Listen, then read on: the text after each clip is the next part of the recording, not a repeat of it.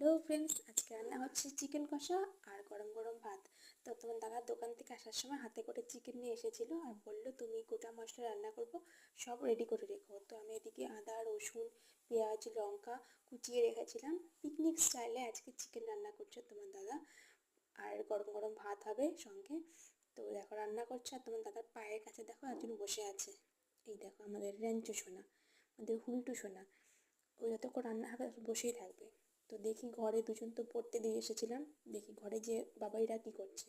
তো হয়তো পড়া হয়েই গেছে।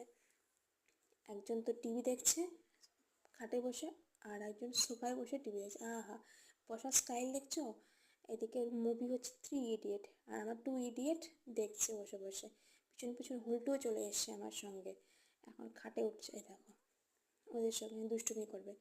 তো এখন রান্না হয়ে গেলে এখন খাওয়া দাওয়া হবে আমাদের। তো সবাইকে গুড নাইট, ভালো থেকো।